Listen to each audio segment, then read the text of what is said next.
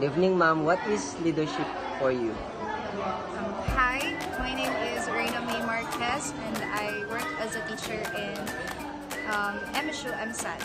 So for me, leadership is the ability to lead, to guide, and influence others to achieve a common goals or vision.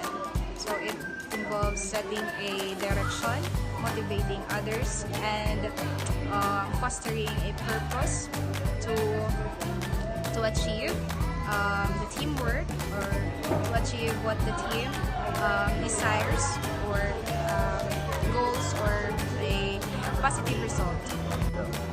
For you, ma'am, how will you empathize yourself to your coworkers?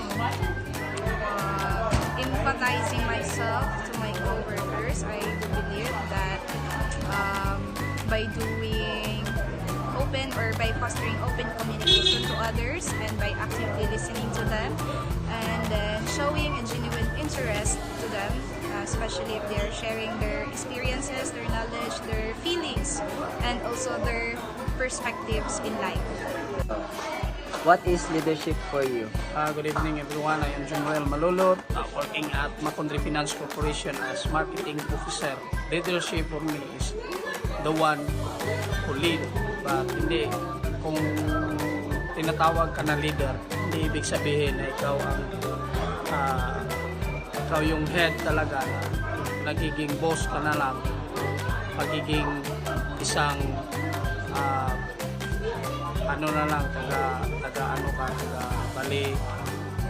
taga-utos ka lang. Hindi, ang good leader is yung isang tao na as a good leader, you must lead a person. So meaning, ikaw yung unang gumagawa, ikaw yung unang nag-execute ng mga gawain. Yung mga tao mo lang ang sumunod sa iyo. That is for me leadership. How will you empathize yourself to your coworkers?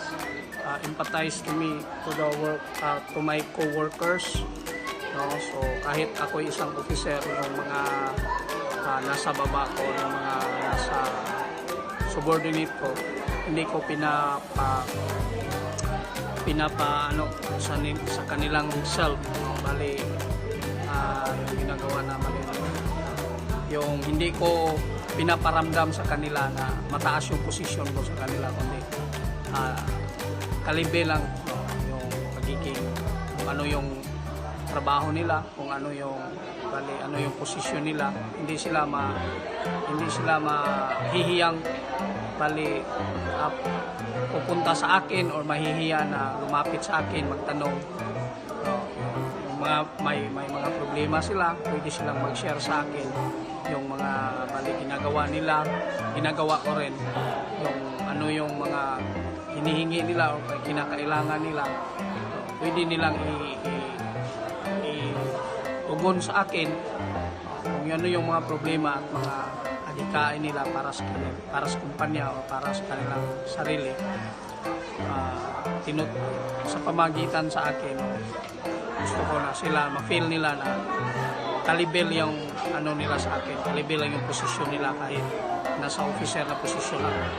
Pero hindi ko pinaparamdam sa mga nasa baba na posisyon ko na mataas ako sa kanila, kundi magiging kalibel lang ako at magiging isa akong pinaparamdam ko sa kanila na para akong kapatid na lang nila o relatives nila sa buhay. Yun lang.